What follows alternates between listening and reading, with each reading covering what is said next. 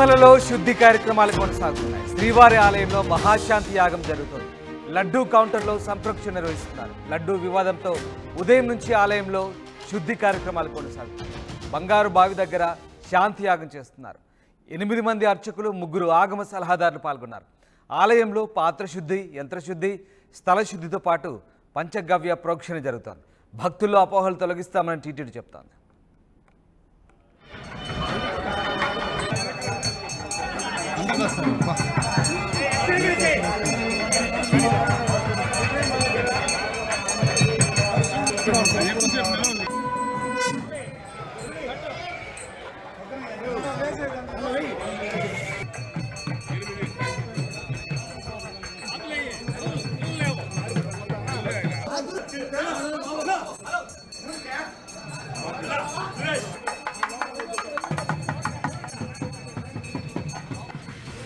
లడ్డూ వివాద నేపథ్యంలో తిరుమలలో పూర్తిగా సంప్రోక్షణ కార్యక్రమాలు కొనసాగుతున్నాయి. శ్రీవారి ఆలయంలో మహాశాంతి యాగం చేస్తున్నారు. లడ్డూ కౌంటర్లో సంప్రోక్షణ నిర్వహించారు. లడ్డూ వివాదంతో ఉదయం నుంచి ఆలయంలో ఈ శుద్ధి కార్యక్రమాలు కొనసాగుతున్నాయి. మీరు చూస్తున్న దృశ్యాలు సంప్రోక్షణకు సంబంధించిన కార్యక్రమాలు. హోమాలు నిర్వహిస్తున్నారు, మహాశాంతి యాగం నిర్వహిస్తున్నారు. అలాగే ఇక లడ్డూ కౌంటర్లో కౌంటర్కు తిరిగి పూర్తిగా అక్కడ సంప్రోక్షణ నిర్వహిస్తున్న దృశ్యాలు మనం ఒక్కసారి చూడొచ్చు. తిరుమలలో లడ్డూ వివాద నేపథ్యంలో లడ్డూ కల్తీ జరిగిందంటూ అపచారం జరిగిన నేపథ్యంలో ఒక్కసారిగా అపవిత్రతను తొలగించేందుకు ప్రతి లడ్డూ కౌంటర్లో ఇప్పుడు శుద్ధి కార్యక్రమాలు, సంప్రోక్షణ కార్యక్రమాలు జరుగుతున్నాయి. దానికి సంబంధించిన దృశ్యాలు మనం ఒక్కసారి చూడొచ్చు. ఇక మహాశాంతి యాగం అయితే తిరుమలలో కొనసాగుతుంది. ఆగమ పండితుల సలహా మేరకు దాదాపు 8 మంది అర్చకులు ఇందులో పాల్గొన్నారు. బంగారు బావి దగ్గర కూడా శాంతి యాగం జరుగుతోంది. ఇటు 8 మంది అర్చకులు, 3 ఆగమ సలహాదారులు ఈ శుద్ధి కార్యక్రమంలో పాల్గొన్నారు. పాత్ర శుద్ధి, యంత్రశుద్ధి, స్థల శుద్ధితో పాటు పంచగవ్య ప్రోక్షణ ఇలాంటి కార్యక్రమాలన్నీ కూడా తిరుమలలో జరుగుతున్నాయి. ఇక ఎలాంటి అపచారం లేకుండా అపచారాలన్నీ తొలగిపోయేలా, పూర్తిగా అపవిత్రత అంతా తొలగిపోయేలా పవిత్రత దిశగా తిరుమల సంప్రోక్షణ జరుగుతోంది. భక్తుల్లో అపోహలు తొలగిస్తామని టీటీడీ చెప్తున్న నేపథ్యంలో ప్రస్తుతం ఈ సంప్రోక్షణ మహాశాంతి యాగం జరుగుతుంది. ముఖ్యమంత్రి సూచన మేరకు, ఆగమ పండితుల సలహా మేరకు ప్రస్తుతానికి టీటీడీ అధికారులు ఈ నిర్ణయం తీసుకున్నారు.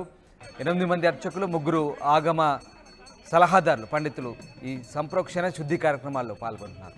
ఎస్, లోకేష్ జైన్ అవుతున్నారు తిరుమలకొండ నుంచి. లోకేష్, ప్రస్తుతం ఈ మహాశాంతి యాగం పూర్తయిందా? అలాగే శుద్ధి కార్యక్రమాలు కూడా పూర్తయినట్టేనా? ఎస్ రామదాస్, ఏదైతే ప్రపంచ ప్రఖ్యాతిగాంచినటువంటి తిరుమల శ్రీవారి లడ్డు ప్రసాదానికి సంబంధించి ఏదైతే లడ్డూలో వినియోగించేటువంటి ఆవు నెయ్యిలో కల్తీ జరిగిందని పేర్కొన్నటువంటి నేపథ్యంలోనే దాన్ని అపవిత్రాన్ని పవిత్రంగా చేయడం కోసం ఇవాళ తిరుమల తిరుపతి దేవస్థానం చేపట్టినటువంటి మహాశాంతి యాగం అనేది తిరుమల శ్రీవారి ఆలయంలో ఉండేటువంటి బంగారు బావి వద్ద ఉన్నటువంటి మండపంలో దాదాపు 3 అగ్నిగుండ హోమాల మధ్య ఈ మహాయాగాన్ని ప్రారంభించారు. ఉదయం 6 గంటల నుంచి కూడా ఇంకా నిర్విరామంగా కూడా కొనసాగుతుంది. ఇంకొక 30 నిమిషాల పాటు ఈ యాగం కూడా కొనసాగుతున్నట్టుగా కూడా మనకు సమాచారం ఉంది. అయితే దాదాపు 10 గంటల సమయానికి ముగిసేటువంటి యాగానికి సంబంధించి ఆలయ శుద్ధితో పాటు అదేవిధంగా పాత్ర శుద్ధి, యంత్ర శుద్ధి, స్థల శుద్ధి, అంటే ఏదైతే స్వామివారి ప్రసాదానికి వినియోగించేటువంటి, అంటే నైవేద్యం కోసం తయారు చేసేటువంటి పాత్రల దగ్గర నుంచి కూడా వాస్తు దోషం కావచ్చు, ఆ వినియోగించినటువంటి కల్తీ నెయ్యి ఎక్కడెక్కడ చొరపడిందో అలాంటి ప్లేస్ అన్నిటికీ కూడా పలానా ప్లేస్ అని చెప్పడానికి వీలు పడదు. కాబట్టి పూర్తిగా ఆ స్థలం, స్వామివారి ఆలయము నెలకొన్నటువంటి పూర్తి స్థలానికి సంబంధించి అక్కడ పవిత్రంగా చేసేటువంటి కార్యక్రమం కావచ్చు, వాస్తు దోషాలను తొలగించేటువంటి కార్యక్రమం కావచ్చు, వీటన్నిటిని కలిపి మహాశాంతి యాగంగా కూడా పిలుస్తూ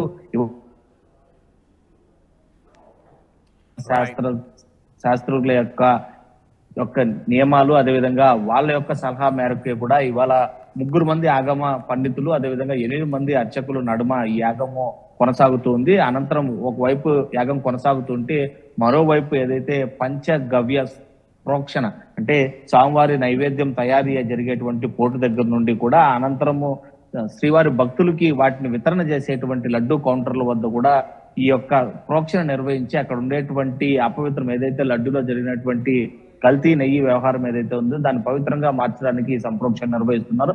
మనం ఆర్టీవీ స్క్రీన్ పైన విజువల్స్ తో చూస్తున్నాం.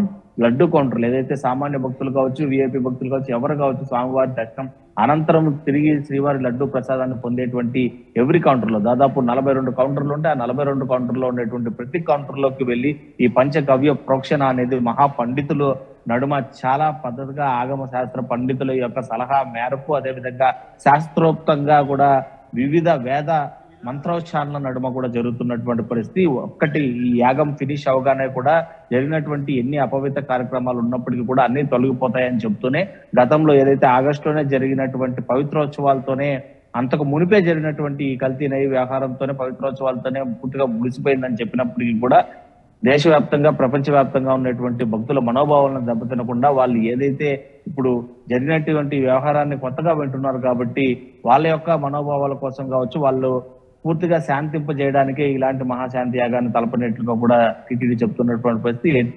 ఎట్టి పరిస్థితుల్లోనూ ఈ మహా శాంతి యాగము అనంతరం కూడా పూర్తి స్థాయిలో తిరుమల క్షేత్రం అనేది పూర్తిగా పవిత్రంగా మారడమే కాకుండా ప్రపంచవ్యాప్తంగా ఉన్నటువంటి భక్తుల మనోభావాలు కూడా శాంతిస్తాయని చెప్పి ఆశిస్తున్నట్లు తిరుమల తిరుపతి దేవస్థానం ఈవో శ్యామలరావుతో పాటు ఇటు ఆంధ్రప్రదేశ్ రాష్ట్ర ముఖ్యమంత్రి చంద్రబాబు కూడా చెప్పినటువంటి పరిస్థితి. అయితే ఇవాళ ఈ శాంతి యాగం నిర్వహించిన అనంతరం కూడా ఇంకా రానున్నటువంటి బ్రహ్మోత్సవాల నేపథ్యంలో ఆగస్టు 3న ప్రారంభంగా ఉన్నటువంటి బ్రహ్మోత్సవాలతో ఇక ఏదైతే కోయిల అల్వార్ తిరువంజనం కూడా నిర్వహించాల్సి ఉంది. ఆ కోయిల అల్వార్ తిరువంజనంతో మహా ఆలయ శుద్ధి చేపట్టేటువంటి కార్యక్రమం. సో దాంతో మరింత పవిత్రతను పెంపొందించే విధంగా తిరుమల క్షేత్రాన్ని ఆ దిశగా ముందుకు తీసుకెళ్తున్నట్లుగా కూడా ప్రతినిధి టీటీడీకి సంబంధించినటువంటి ఈవో కావచ్చు, రాష్ట్ర ప్రభుత్వం కావచ్చు చెప్తున్నటువంటి పరిస్థితి ఉంది. Ramdas. Right, yes, thank you Lokesh. తిరుమలలో మహాసంప్రోక్షణ జరుగుతోంది. ఇక శ్రీవారి భక్తులకు ఎలాంటి అపోహలు అక్కర్లేదంటుంది టీటీడీ. ఇక లడ్డూ కౌంటర్లో కూడా పూర్తి స్థాయిలో సంప్రోక్షణ చేశారు. ప్రతి లడ్డూ కౌంటర్కు వెళ్ళి అన్ని చోట్ల సంప్రోక్షణ శుద్ధి కార్యక్రమాలు జరిగాయి. లడ్డు వివాదంతో ఉదయం నుంచి కూడా ఆలయంలో శుద్ధి కార్యక్రమాలు కొనసాగుతున్నాయి. బంగారు బావి దగ్గర కూడా శాంతి యాగం నిర్వహించారు. 8 మంది అర్చకులు, 3 ఆగమ సలహాదారులు పాల్గొన్నారు. ఆలయంలో పాత్ర శుద్ధి, యంత్రశుద్ధి, స్థల శుద్ధితో పాటు పంచగవ్య ప్రోక్షణ కూడా జరిగింది. భక్తుల్లో అపోహలు తొలగిస్తామని టీటీడీ చెప్తోంది.